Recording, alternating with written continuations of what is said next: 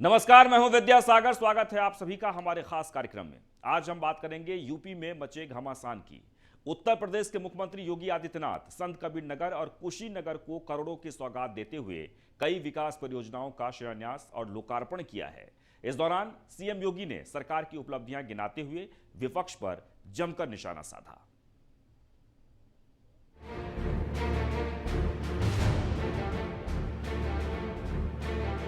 विकास से ही हर व्यक्ति के कल्याण का मार्ग प्रशस्त होता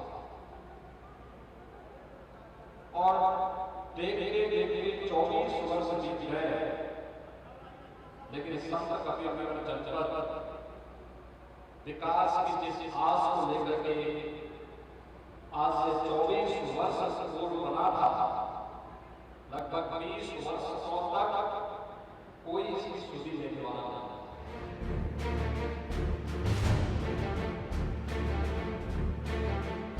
राजनीतिक कारणों से घोषणाएं तो होती थी, लेकिन इनका क्रियान्वयन नहीं हो पाता था। वे ठेके पट्टे, भाई भतीजावाद और जातिवाद के चंचल को पुरस्कार के रह गए थे। विकास से ही हर व्यक्ति के कल्याण का मार्ग प्रशस्त होता है। संत कबीरनगर जिले को बने करीब 24 साल बीत गए। जिले के विकास को लेकर घोषणाएं होती रही, लेकिन धरातल पर पूरी नहीं हो पाई। ठेके पट्टे, भाई भतीजावाद, जातिवाद के चंगुल में फंसकर विकास की योजनाएं सिर्फ फाइलों में ही सिमट कर रह गई है, जिसका खामियाजा जनता को भुगतना पड़ता था। लेकिन अब ऐसा नहीं होगा।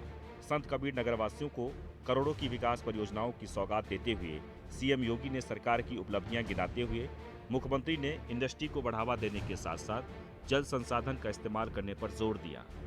साथ ही जिले में बाढ़ पीड़ितों को हर संभव मदद का ऐलान भी किया है। रेडीमेड गारमेंट आपके घर घर में बनता हुआ दिखाई देगा और एक समय आप बांग्लादेश और वियतनाम को फेल करके खल्लाबाद, गोरखपुर, बस्ती, सिद्धार्थनगर, महाराजगंज आसपास के जनपदों की बहन और बेटियां अपने अपने घरों में रेडीमेड गारमेंट बनाएगी, मार्केट को देगी और मार्केट उसे न केवल यहाँ के बाजार की आपूर्ति के लिए बल्कि दुनिया के बाजार में पहुंचाने का कार्य भी करेगी। श्रम सस्ता है, यहां पर इसका उपयोग हम आगे बढ़ा करके उन्हें बेहतर तरीके से आगे बढ़ा सकते हैं और यहां पर पर्याप्त जल संसाधन है। पर्याप्त जल संसाधन का मतलब हम खेती बाड़ी को भी अच्छा कर सकते हैं, कृषि अच्छी हो सकती है, बागवानी अच्छी हो सकती है, पशुपालन और दुग्ध उत्पादन का कार्य यहां पर बेहतर तरीके से आगे बढ़ सकता है, मत्स्य उत्पादन का कार्य अच्छे ढंग से आगे बढ़ सकता है। इस दिशा में भी स्वयंसेवी समूह बेहतर प्रदर्शन कर सकती है और राज्य सरकार उन्हें रिवॉल्विंग फंड दे करके आगे बढ़ाने का कार्य करेगी। अभी पिछले एक महीने के अंदर की बरसात हुई और इस बरसात के कारण पूर्वी उत्तर प्रदेश के लगभग 15-17 जनपदों में भीषण बाढ़ की भी समस्या पैदा हुई थी। मैं वर्चुअली जिला प्रशासन से रिपोर्ट ले रहा था, वीडियो कॉन्फ्रेंसिंग से हम लोग रिपोर्ट ले रहे थे। मैंने पूर्वी उत्तर प्रदेश के ज्यादा प्रभावित जनपदों में दौरा भी किया था। हर बाढ़ पीड़ित के साथ सरकार की संवेदना है, लेकिन भाइयों बहनों, मैं अपने मंच पर जो हमारे जनप्रतिनिधि हैं उन सभी से मैं यही आग्रह करूंगा, हर बाढ़ पीड़ित को शासन की सुविधा का, राहत का राशन किट उन्हें उपलब्ध अवश्य हो जाए, ये सुनिश्चित करने का कार्य कर लें, जिससे कोई भी बाढ़ पीड़ित अपने को उपेक्षित महसूस न करे। सीएम योगी ने जिले में 126 करोड़ की लागत से निर्मित जिला कारागार का लोकार्पण और 119 करोड़ की कई विकास परियोजनाओं का लोकार्पण और शिलान्यास किया। इस दौरान सीएम योगी ने कहा कि जिले की परियोजनाएं यह साबित करती हैं कि संत कबीर नगर किसी जिले से पीछे नहीं रहेगा, बल्कि विकास की मुख्यधारा से जुड़कर आगे बढ़ने का कार्य करेगा। इस दौरान सीएम योगी ने जिले में बाढ़ बचाव और विकास कार्यों की तारीफ करते हुए विपक्ष पर भी जमकर निशाना साधा। आज एक साथ यहाँ पर लगभग 245-46 करोड़ रुपए की परियोजनाओं का शिलान्यास और लोकार्पण का कार्यक्रम इस बात को प्रदर्शित करता लगता है कि जनपद संत कबीर नगर भी अब अन्य जनपदों की तुलना में पीछे नहीं रहेगा, बल्कि विकास की मुख्य धारा के साथ जुड़ करके एक नई लोक गाथा के साथ आगे बढ़ने का कार्य करेगा। मुख्यमंत्री योगी आदित्यनाथ ने जिले की जन परियोजनाओं का लोकार्पण और शिलान्यास किया। उसमें जेल भी है। इस दौरान सीएम योगी ने जिले में अपराधियों को सख्त हिदायत देते हुए कहा कि हम लोगों को सुधरने का मौका देंगे। जेल अपराधियों के लिए मौज मस्ती का केंद्र नहीं बनना चाहिए। विकास आज आप देखते होंगे उसकी धुरी बदली है। पहले विकास के लिए लोगों को आवाज लगानी पड़ती थी। आज बाबा तामेश्वरनाथ धाम में भी पर्यटन विकास की योजनाएं काम कर रही हैं और जो बची होंगी उनको भी आगे बढ़ाने का कार्य सरकार कर रही है। बहरहाल मुख्यमंत्री योगी आदित्यनाथ ने संत कबीर नगर में करोड़ों रुपए की परियोजनाओं की सौगात देकर जहां जिले के विकास की नई तस्वीर पेश की, तो वहीं जिले के विकास के लिए बाधक बनने वालों पर निशाना साधते हुए सुधारने की नसीहत भी दी। Bureau report, news 1 India. वहीं सीएम योगी आदित्यनाथ ने कुशीनगर में करोड़ों परियोजनाओं का शिलान्यास और लोकार्पण करते हुए सरकार की उपलब्धियां गिनाई। इस दौरान सीएम योगी ने सपा कांग्रेस के कार्यकाल पर सवाल उठाते हुए जमकर निशाना भी साधा। सीएम योगी ने क्या कुछ कहा, देखिए इस रिपोर्ट में। वंदे वंदे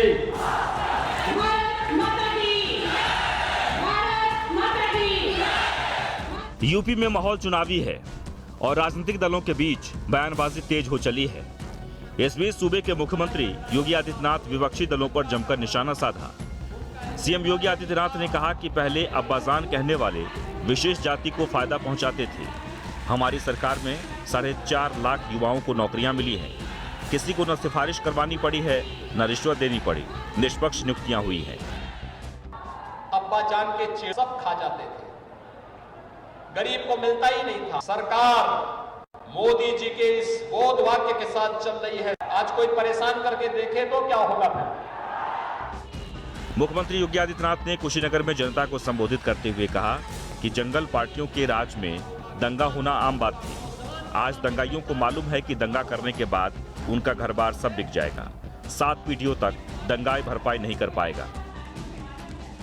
उनका एजेंडा एक ही था, प्रदेश में दंगा करवाने का। उनका एजेंडा एक ही था, माफिया राज स्थापित करने का। माफिया और अपराधियों के सागिर्द बनकर के सत्ता का संचालन होगी तो गरीब तबाह होगा, किसान तबाह होगा, नौजवान के सामने पहचान का संकट खड़ा होगा। लेकिन आज उत्तर प्रदेश में ऐसा नहीं हो सकता।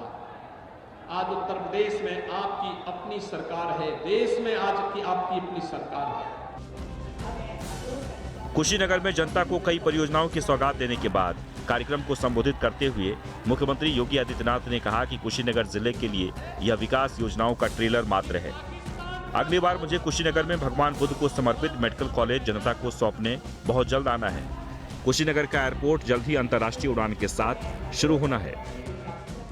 400 करोड़ की ये योजनाएं तो वास्तव में कुशीनगर जिले के लिए, यहाँ के परिश्रमी किसानों के लिए, युवाओं के लिए बहुत छोटी सी घटना होगी। और मैं आपको ये कह रहा हूं, ये नए भारत का नया उत्तर प्रदेश है। यह एक ट्रेलर मात्र है। अभी तो हम मेडिकल कॉलेज की स्थापना आपके इस जनपद में करने जा रहे हैं। नया मेडिकल कॉलेज कुशीनगर जिले में बहुत शीघ्र प्रधानमंत्री मोदी जी के द्वारा एक नए एयरपोर्ट से वायु सेवा प्रारंभ होने जा रही है और हम लोगों ने पूरी तैयारी कर ली है।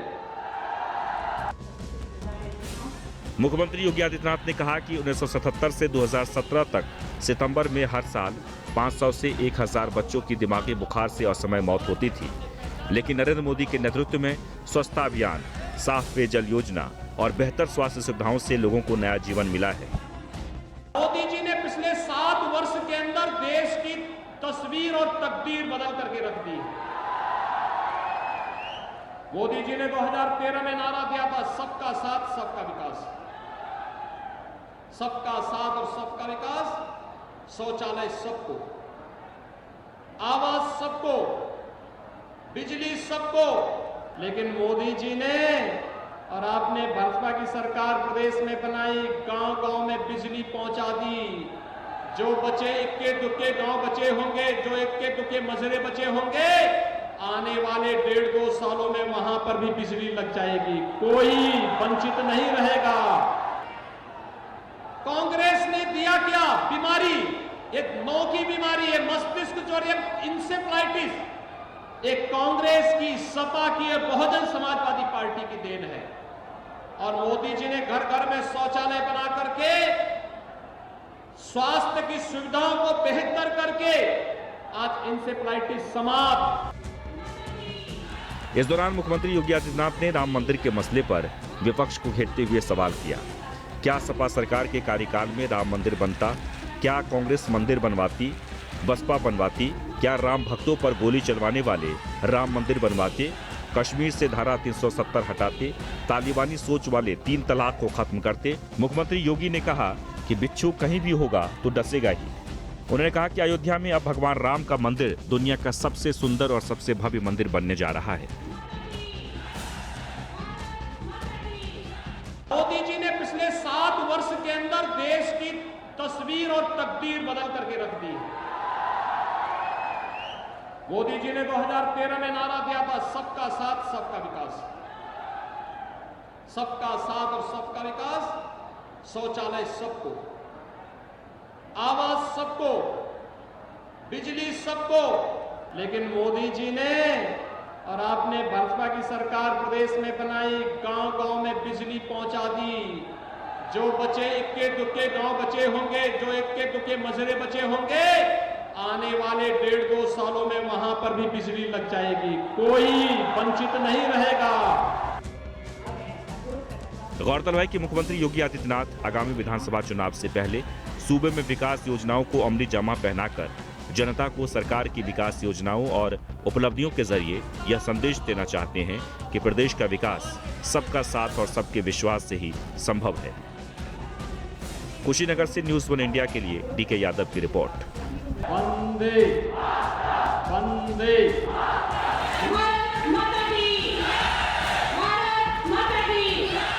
तो यूपी में कांग्रेस 403 विधानसभा सीटों पर जोर न देकर महज 100 सीटों पर जीतने के लिए पूरा जोर लगाएगी, ताकि वह गठबंधन के लिए अन्य पार्टियों की जरूरत बन सके।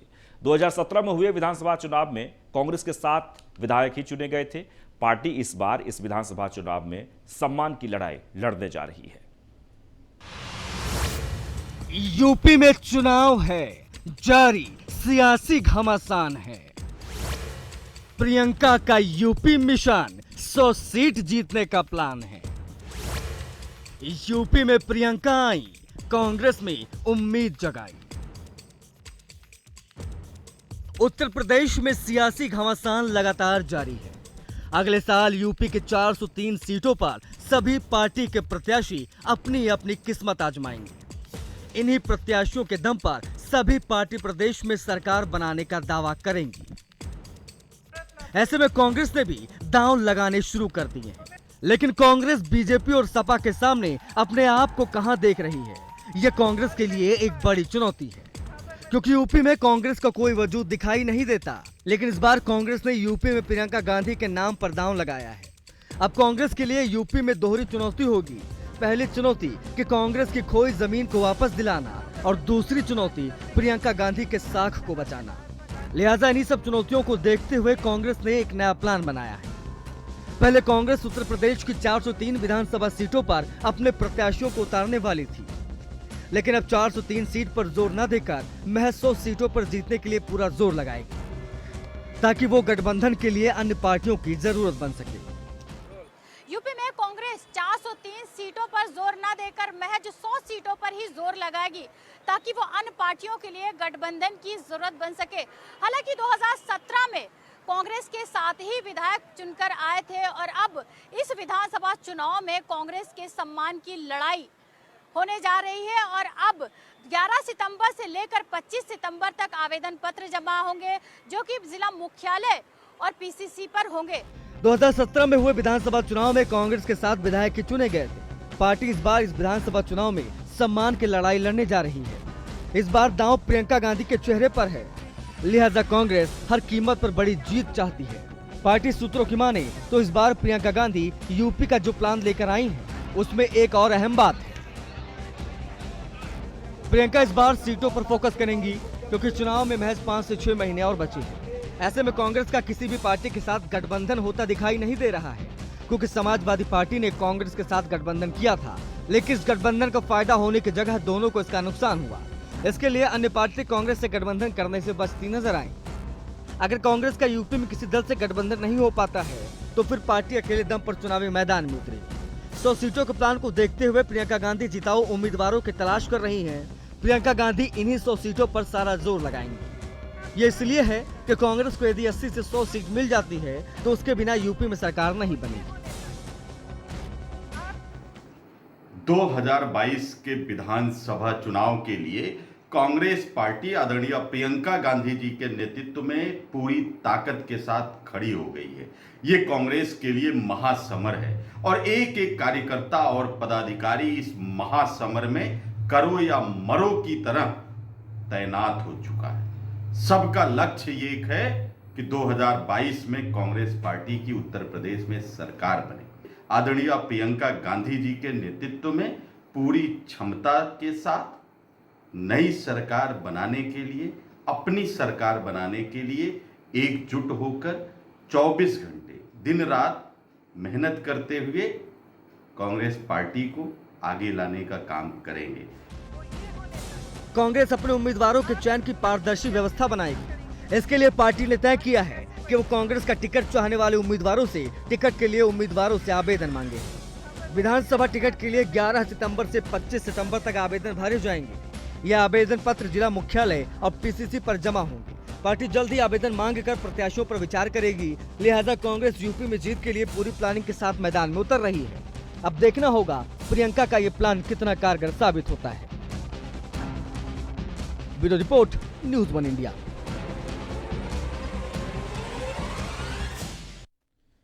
तो 14 सितंबर को प्रधानमंत्री नरेंद्र मोदी अलीगढ़ में महेंद्र प्रताप यूनिवर्सिटी का शिलान्यास करेंगे और इस यूनिवर्सिटी को मूर्त रूप तक पहुंचाने में बीजेपी नेता आरपी सिंह ने बड़ा रोल निभाया है। आरपी सिंह ने सीएम योगी से बात करके राजा महेंद्र प्रताप के नाम पर यूनिवर्सिटी बनाने का सुझाव दिया।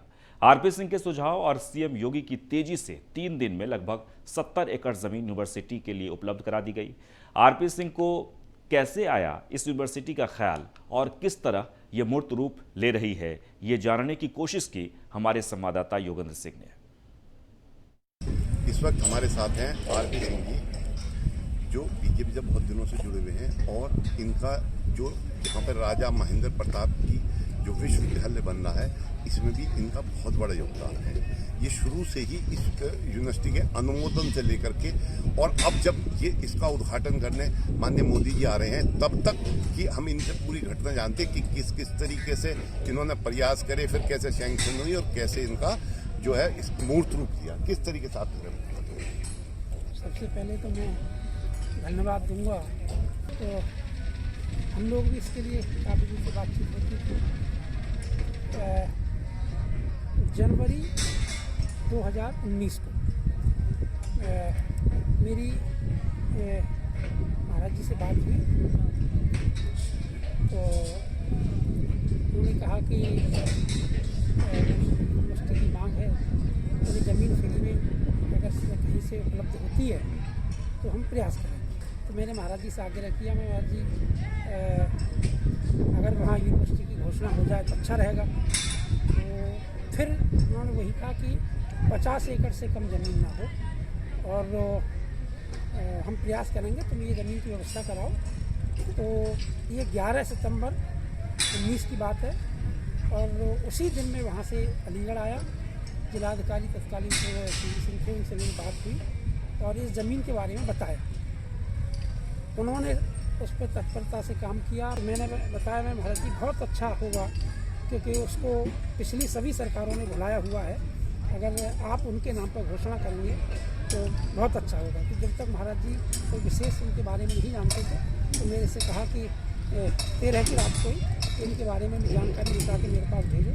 मैंने एक ब्रीफ नोट बनाया, पूरा उनके बारे में जानकारी, कब उन्होंने हिंदुस्तान छोड़ा, कर दिया, ये सब चीज़ होने के बाद जब भाषण हुआ तो उन्होंने लास्ट में कहा कि अलीगढ़ मुस्लिम विश्वविद्यालय के लिए जिन्होंने ज़मीन दी थी, लेकिन आज तक वहाँ कोई उनके नाम की चर्चा नहीं होती है, कोई पत्थर नहीं है। और मैं घोषणा करता हूँ कि हम ज़मीन भी फ्री में देंगे, सरकार की तरफ से ज़मीन होगी और राजा महेंद्र प्रताप सिंह के नाम पर विश्वविद्यालय खोला जाएगा और जगह की भी नहीं है, जो बात है वो होगा। और आज उसको एक मूर्ति रूप ये मिला है कि जिसका शिलान्यास माननीय प्रधानमंत्री नरेंद्र मोदी जी के द्वारा हो रहा है और ये हमारे लिए बहुत बड़ी सौभाग्य की बात है। और माननीय मुख्यमंत्री जी शिलान्यास में रहेंगे, शिलान्यास विशेष चंद्र जी के में माननीय मुख्यमंत्री जी रहें। और अभी उन्होंने कल पूरा तैयारियों का दौरा किया, तो तैयारी यहाँ युद्ध स्तर पर चल रही है। मैं भी किया कि आप तो उसी के निमित्त आप पूरा देख रहे हैं कि आज हम उस मूर्ति रूप को साकार होते देख रहे हैं। इसका शिलान्यास होगा और इसके लिए विभाग ने पैसा भी जारी कर दिया है। और अब ये जैसा कल माननीय मुख्यमंत्री जी का निर्देशन था कि अगला सत्र शायद राजा महेंद्र प्रताप विश्वविद्यालय के अंदर जो 400 कॉलेज एफिलिएटेड होंगे तो उसमें चलेगा। अच्छा, जिस तरीके से यहाँ पे पहले अलीगढ़ मुस्लिम यूनिवर्सिटी थी और तो जितने भी यहाँ पर उसमें आरक्षण था 50% इंटरनल को आरक्षण था, तो इसी वजह से छात्रों की डिमांड थी कि यहाँ पर एक यूनिवर्सिटी की स्थापना की जाए। तो क्या उसको भी आप बहुत बड़ा कारण मानते हैं कि छात्र परेशान थे उससे? देखो ऐसा है कि जो राज्य विश्वविद्यालय होते हैं, क्योंकि जो आगरा विश्वविद्यालय है, अम्बेडकर विश्वविद्यालय, उस पर बहुत ज़्यादा भार हो रहा था, क्योंकि इतने बड़े एरिए में एक विश्वविद्यालय का संभाल पाना मुश्किल था। यहाँ के बच्चों को वहाँ जाना, एक एक काम के लिए विश्वविद्यालय में जाना, तो ये चीज़ युवाओं के लिए भी बहुत अच्छी है, उनके लिए सुविधाजनक है। और रही बात अलीगढ़ विश्वविद्यालय, अलीगढ़ विश्वविद्यालय केंद्र का विश्वविद्यालय है, केंद्र सरकार के द्वारा संचालित है। मुख्यमंत्री जी का बहुत बहुत आभार। और बाकी ये सब तैयारियाँ चल रही हैं। आपने देखा ये थे हमारे साथ आरके सिंह जी, इन्होंने बताया किस तरीके से इन्होंने प्रयास किए। इनके प्रयासों से जो यहाँ के छात्रों की बहुत लंबी डिमांड थी, क्योंकि जितने भी छात्र थे वो सब अच्छी यूनिवर्सिटी में एडमिशन लेना चाहते थे, लेकिन एएमयू में कुछ सिम्टम्स थे कि वो किसी वजह से एडमिशन नहीं ले पाते, क्योंकि 50% उनका आरक्षण था और वो दूसरी सेंट्रल यूनिवर्सिटी थी। और दूसरी ये यूनिवर्सिटी जो है ये राज्य की यूनिवर्सिटी है, जो कि राज्य सरकार के अधीन होगी। और इसमें जो अगल बगल के कॉलेज है जिनका लोड सारा का सारा आगरा विश्वविद्यालय पर रहता था, अम्बेडकर विश्वविद्यालय पर रहता था, अब वो उसमें से लगभग 400 करीब कॉलेज इससे हो जाएंगे। Yogendra Singh, news 1 India.